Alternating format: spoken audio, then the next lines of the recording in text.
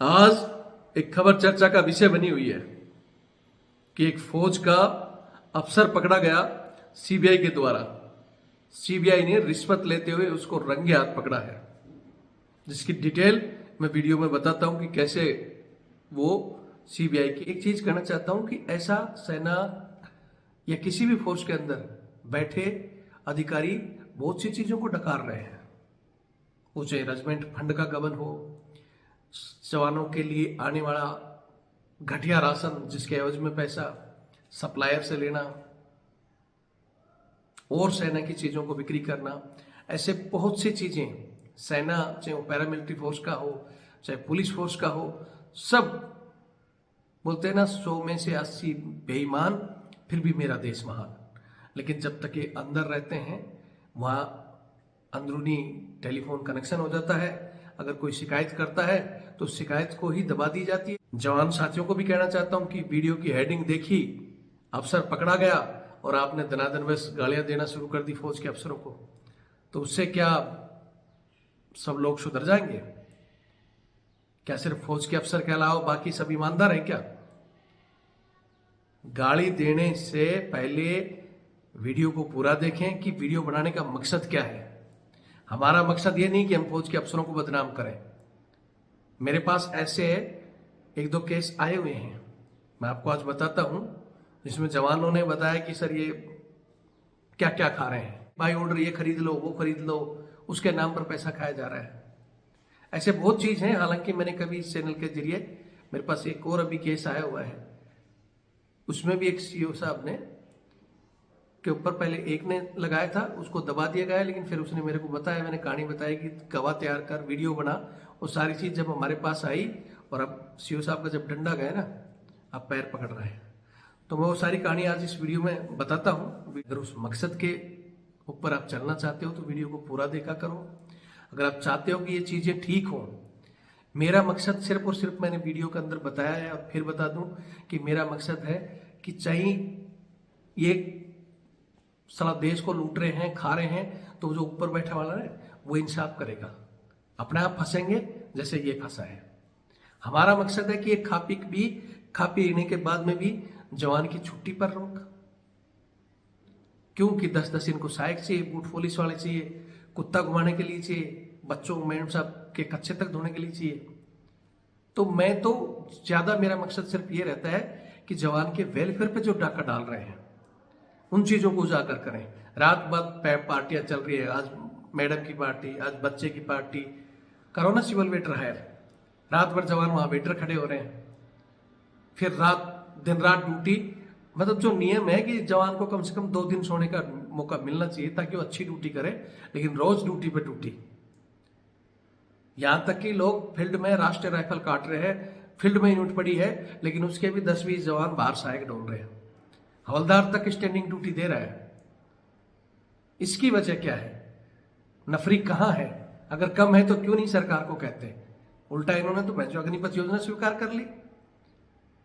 इनको पता है, 80% सेना के अधिकारियों को पता है, और रिटायर होने के बाद में जनरल साहब नरवणे साहब ने 2 साल बाद रोया है। उस समय रो देता तो अग्निपथ योजना भी रुक जाती, और 1.5 लाख बच्चे जो सड़कों पर घूम रहे हैं, ये आर्मी एग्जाम वाले, एयरफोर्स ज्वाइनिंग वाले, इनका भला भी हो जाता। इन बच्चों की बेचारों की मेहनत बर्बाद होगी।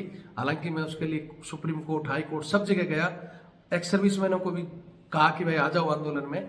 7 दिन मैंने दिल्ली से जयपुर यात्रा भी निकाली, लेकिन कोई नहीं जगह। सब हम तो फौज से आगे, अभी हमें क्या लेना है? अरे फौज से आगे हमारी पुरानी पीढ़ियों ने भी गुलामी की, हम भी उस गुलामी में जी गए। हम नहीं चाहते कि हमारे बच्चे उस गुलामी में जिए, इसलिए मैं लड़ता हूं। वीडियो पूरा देखें, कुछ नहीं कर सकते तो अगर आप चाहते हो कि गुलामी खत्म हो, मोदी जी से भी कहना चाहता हूं, जो जवानों के कैमरों पर, मोबाइल पर रोक होती है, वो कोई सिक्योरिटी के नाम पर नहीं, इन्हीं घोटालों पे अंदर कितने घोटाले आपको मिलेंगे। यहां मैं फिर कह रहा हूं, अगर आप चाहते हो कि ये गुलामी की जंजीरें, सहायक प्रथा ये खत्म हो, तो ये मौका है 2024 का। सपोर्ट करो हमारा ताकि हम कुछ बड़ा कर सके। कहते हो सर बड़ा करो, सपोर्ट कोई नहीं करता। अरे मैं कई बार कह चुका हूं कि ठीक है, सपोर्ट तन मन धन से किसी साइड से तो करो। भाई आप कुछ नहीं कर सकते तो वीडियो को ज़्यादा से ज़्यादा शेयर करो, ये चैनल से लोगों को जोड़ो। 7,50,000 से बोलते बोलते कितने दिन हो गया, लेकिन अब वहाँ तक पहुँच नहीं पा रहे हैं। तो एक ही रिक्वेस्ट करूंगा कि चैनल से ज़्यादा लोगों को जोड़ें। आप नहीं तो अपने रिश्तेदार, फैमिली, बच्चों, उनको बोलो भी वो जुड़े, वो देखें। आपके ऊपर पाबंदियां हैं, मुझे पता है। उसके अलावा बात वही है कि लड़ने के लिए तन मन धन, सबसे ज़्यादा जब धन की आवश्यकता होती है, धन का मैं हर वीडियो में जिक्र करता हूँ। हर वीडियो में जिक्र करने से मतलब ये नहीं कि हर आदमी हर बार ही दे, लेकिन आप महीने में 6 महीने में कि हाँ भाई मैं 100-500 इस चैनल का सपोर्ट करूं ताकि वो लड़ाई लड़ी जा सके। तो जो नहीं दे सकते मत दो। वीडियो पूरा देखकर आपको अच्छा लगे, अच्छे पॉइंटों के लिए कमेंट्स करो, शेयर करो, नहीं तो चुप रहो। लेकिन जो चाहते हैं कि हाँ हम आपके साथ हैं, तो उनके लिए मेरा नंबर है 82 90 35 45 13। ये मेरा फ़ोन पे और पेटीएम से जुड़ा हुआ है। यही मेरा कॉलिंग और व्हाट्सअप नंबर भी है, जिसकी आपको जरूरत पड़ती रहती है। तो वीडियो, वो जरूरत वाले लोग जब अपनी जरूरत होती है तो वीडियो पूरा देखेंगे, दूसरे के लिए भूल जाते हैं। तो फिर कह रहा हूँ कि वीडियो पूरा देखना, देना या नहीं देना। इसके अलावा ये मेरा बार कोड है, आप इसके माध्यम से भी हमारी आर्थिक सहयोग कर सकते हो इस लड़ाई के लिए। बहुत से लोग कहते हैं कि सर फोन पे और पेटीएम नहीं चलाते, तो उसके अलावा ये मेरा नंबर है 612 642 33 600। IFSC कोड इसमें दिया हुआ है, रविंद्र सिंह के नाम से SBI का अकाउंट नंबर है। आप इसके माध्यम से भी हमारी सहायता कर सकते हो, करना चाहते हो तो।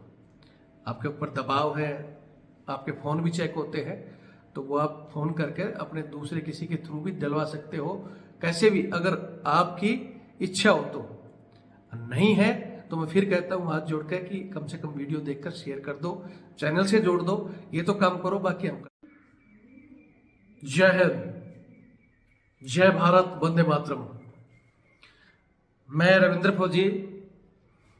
आज एक खबर जो कि चर्चा का विषय बनी हुई है, सभी न्यूज़पेपर से लगाकर सब जगह चर्चा का विषय है कि एक अधिकारी, फौज का एक अधिकारी पकड़ा गया रिश्वत लेते हुए।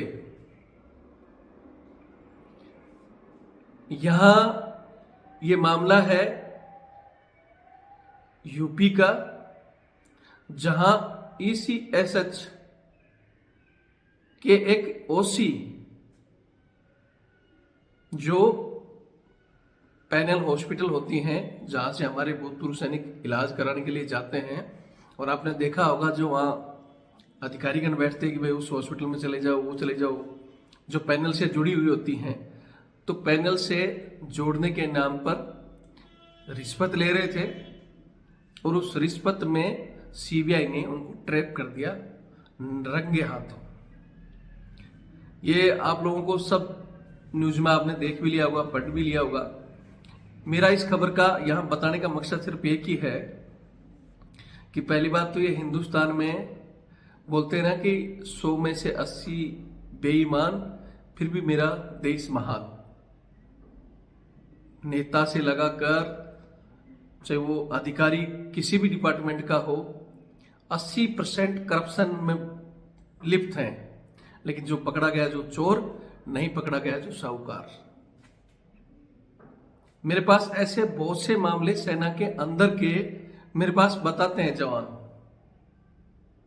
अभी कुछ दिन पहले भी एक केस आया था कि सर हमारा CO साहब 10 लाख रुपए, जो कि पुराना CO इसको रेजिमेंट फंड देके गया था, उसको खा गया, अपने घर में AC वगैरह ऐसे अलग चीजें फिट कर दी।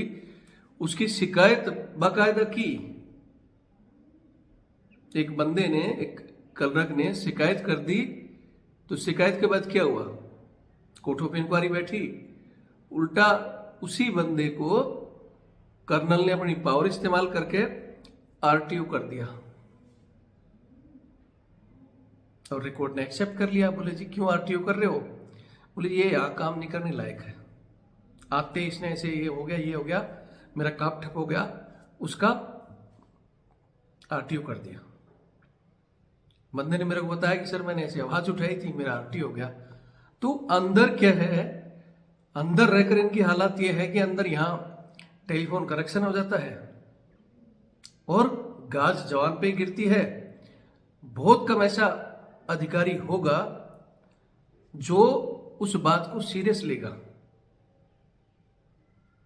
ऐसा ही सेम केस एक और है, अभी जल्दी मैं उसका खुलासा करूंगा, जहां भी एक कर्नल साहब हैं जिन्होंने कुछ गड़बड़ी की। उसकी शिकायत पहले एक जेसीओ साहब ने की, ऊपर चिट्ठी वगैरह लिख दी, ऊपर से बोला ठीक है कोर्ट ऑफ इंक्वायरी का आदेश आया, तो उस अकेले जेसीओ साहब को ही और गवाह हुआ करके उसी को फंसाने की तैयारी। लेकिन वो जेसीओ साहब और उनसे जुड़े हुए कुछ लोग जिन्होंने हिम्मत दिखाई, उन्होंने मेरे से बात की, तो मैंने कहा कि भाई गवाह तैयार कर लो। ये बाद में क्या है कि फौज में एक ऐसा सिस्टम है कि बस फौज की यारी वहीं यूनिट के गेट पे खत्म हो जाती है और सब अपनी नौकरी बचाने के चक्कर में झूठ बोलेंगे या दबाव में आके कुछ भी कर देंगे। तो मैंने कहा कि प्रॉपर आप उनसे सब लिखवा लो, साइन करवा लो और वो वीडियो भी बना लेना ताकि वो मुकरे ना। तो उन्होंने इस तरह एक के बजाय 2-3 जेसीओ के, एनसीओ के, इस तरह 8-10 बंदों के प्रूफ बनाए और वो मेरे पास भी आए हुए हैं सारी चीजें, प्रूफ भी और वीडियो भी। मैंने कहा कि अब आप इस चीज की दोबारा एक बार शिकायत करो। जब शिकायत हुई, जब ऊपर से डंडा आया, डंडे आते सीओ की टांगे हिल गई।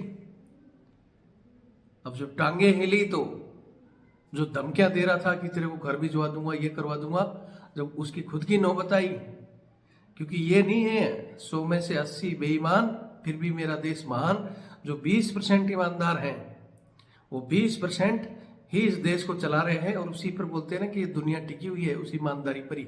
अगर बिल्कुल ही 100% लोग बेईमान होने लगे ना तो समझना धरती खत्म ही हो जाएगी। वो कहा है ना कि कलयुग चल रहा है, समाप्त हो जाएगी। लेकिन कुछ ईमानदार लोगों से जब उनको डंडा दिया तो श्रीमान जी लगे पैर पकड़ने, पैर पकड़े और कि साहब मामला दबा दो। तो ठीक है, मेरे पास भी बात आई, मैं बोला ठीक है अपने अंदर का मामला है, मैं भी नहीं चाहता, मैं कभी इस तरह के वीडियो नहीं डालता हूँ। वो पकड़ा गया, फलाना पकड़ा गया, भाई जिसने जिसने आज जैसे आज का ही केस है, गलत करोगे तो कहीं ना कहीं फंसोगे। सीबीआई की टीम ने धर लिया और आपने पूरी फोर्स का नाम बदनाम करवा दिया। मैं चाहूं तो ऐसे बहुत से केस इनके उजागर कर सकता हूं, लेकिन फिर भी मैंने कहा कि मेरी कोई किसी से निजी दुश्मनी नहीं है। अगर आपस में हैंडल होता है तो आप हैंडल करो, रफा दफा करो, लेकिन वो सामान जितना भी था वो यूनिट के रेजिमेंट के हैंड ओवर करें, उस पैसे का भुगतान करो। तो चल रहा है मामला, अगर वो भुगतान वगैरह हो गया तो ठीक है, नहीं हुआ तो फिर वो केस में जल्दी ही हैंडल करूंगा। और मैं किस लिए करूंगा, क्यों ऐसे लोग मेरे पास कई बार, मैं फिर कह रहा हूं कि मेरे पास बहुत बार शिकायत आती है। एक बार आई थी, एक साहब ने भेजा था कि साहब हमारे सीओ साहब ने 10 ट्रक लकड़ियों के कटवा के बेच दिए, फलाने बेच दिए। मैं कभी भी, बहुत से लोग जो लिखते हैं ना, बहुत से अधिकारी भी शामिल हैं जो गलत कमेंट्स करते हैं, मैं पढ़ता रहता हूँ, बहुत से नेगेटिव चीज बोलते हैं, मैं कभी उस चीज की प्रतिक्रिया कर नहीं देता हूँ।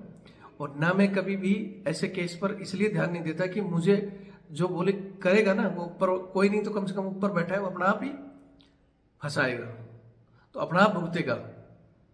और जब कलयुग में इतने लोग बेईमान हैं तो इनको भी करने दो, हमें उससे कोई मतलब नहीं। लेकिन बेईमानी, चोरी और उसके बाद में भी जवानों की छुट्टी पर रोक, जवानों से 10-10 जवानों से अपने घरों में सहायक, बूट पुलिस, कुत्ता घुमाना, अननेसेसरी पार्टियां, जवान वेटर बनकर रात भर खड़े हुए हैं, फिर रात भर ड्यूटी भी देनी, जवान को सोने का समय नहीं मिल रहा है, डेली ड्यूटी आ रही है।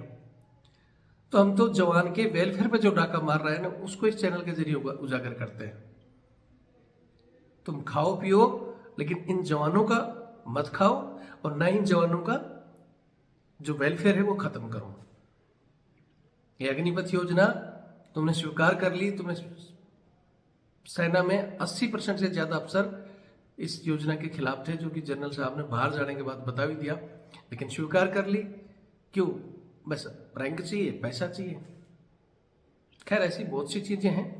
आज मैं फिर कहता हूं कि अगर सरकार सही में इस देश में करप्शन खत्म करना चाहती है तो ये जो मोबाइलों पर रोक होती है ना यूनिट में, आपने देखा होगा जवानों के मोबाइल पर रोक, वीडियो बनाने पर रोक, कुछ कहते हैं तो रोक, शिकायत करो तो उसी का ट्रांसफर उसी को दबाया जाता है। हाँ, कोई ईमानदार मिल गया तो कार्रवाई, नहीं तो उल्टा उसी को उठा के फेंक देंगे, उसी पर आरोप लगा देंगे। जवान बेचारा करे क्या? अगर प्रूफ हो, सबूत हो और आप लोग सही से एक दूसरे का साथ दो तो ये बहुत सी समस्या खत्म हो सकती है। मैं सिर्फ एक कोशिश कर रहा हूं कि आप लोग जिस नींद में सो रहे हो उसको जगा दें। अब आप कब जगते हो? बहुत से लोग तो कि हमें क्या लेना है सर, हम तो घर आ गए, हमारा तो पैंडा छूटा, इन चीज़ों से हमें लेना ही क्या, पेंशन मिल ही रही है। लेकिन मैं फिर कह रहा हूं कि वो अन्याय अत्याचार हमारी पूर्वजों ने झेला, हम जेल के आगे और हमारी आगे पीढ़ियां भी झेलती रहेंगी अगर नहीं बोलोगे तो। सरकार से भी यही गुजारिश है कि ये मोबाइल बंद और ये जो होता है ना, वो सिर्फ इसीलिए होता है कि इनके करप्शन बंद पड़े रहें और अंदर रहकर ये करप्शन बाहर नहीं आते, चाहे वो रेजिमेंट फंड का हो, चाहे वो सप्लाई से आने वाली घटिया सामग्री का लेन देन हो। बहुत से ऐसे पहले जो चलता था, वो एक नहीं हजारों चीजें हैं, मैं इस पर बोलना नहीं चाहता। मेरा वीडियो का मकसद यही है कि करप्शन के अलावा जो जवानों को तंग कर रहे हो, सहायक प्रथा बंद कर दो, ये वेटरगिरी जवानों से करवाना बंद कर दो। इतना खा पी के भी तुम सिविल वेटर हायर कर सकते हो, लेकिन हर अपना 5 रुपए बचाने के लिए भी सब पूरा सरकारी, सब चीज ही सरकारी चाहिए, तो फिर कहीं ना कहीं जाकर क्यों फौज की आदत है, अब एक रिटायर्ड होकर वहां ओसी लगे एसीएच में और वहां भी बस वही पैसा। अब निकल गया पूरा दुनिया के सामने, तस्वीर वायरल हो रही है कि साहब ये एसीएच के अधिकारी साहब थे, कर्नल साहब धरे गए। इसमें फौज की बेइज्जती नहीं हो रही। रविंद्र फौजी वीडियो बनाकर इन समस्याओं को रोकना चाहता है तो बोलेंगे फौज की बेइज्जती कर रहा है, पेंशन भी ले रहा है, नमक खा के नमक हरामी बताते हैं। नमक हरामी तो वो है जो पर्दे के पीछे आप कर रहे हो। और यही आप लोगों से गुजारिश है, अच्छे जो अधिकारी हैं उनसे कहना चाहता हूं कि कई बार हम, चाहे मैं समझो या आप, जो भी अच्छे अधिकारी हैं, वो बुरे को देखकर जब तक शिकायत नहीं आती वो आंख बंद कर कर पड़े रहते हैं। अगर वो 20% भला करना शुरू करे ना, अच्छे लोग चुप रहते हैं इसलिए देश बर्बाद होता है। तो अच्छे बनो, आज अच्छी पेमेंट है और ये इस तरह की करप्शन छोड़ें। इनका नाम नूम आप लोगों को सबने बता ही दिया होगा, मैं किसी का पहले भी नाम नहीं था, आज भी नहीं लेता। और उसका कारण एक ये भी है कि अभी सीबीआई ने उन्हें पकड़ा है, कोर्ट से सजा हो जाती है, वो अंदर चले जाते हैं या क्या होता है वो उनका मामला है। हम किसी का ऊपर आरोप डायरेक्ट बगैर उससे नहीं लगाते हैं। हाँ, हमारे पास आता है तब भी हम यही कोशिश करते हैं कि बिना नाम बताए उस महाशय तक पहुंच जाए और वो अपनी आदतों को छोड़ दे। वीडियो सही लगे तो चैनल से जुड़ो, ज़्यादा से ज़्यादा शेयर करो, नहीं तो अन्याय अत्याचार सहते रहो। जय हिंद, जय भारत, वंदे मातरम।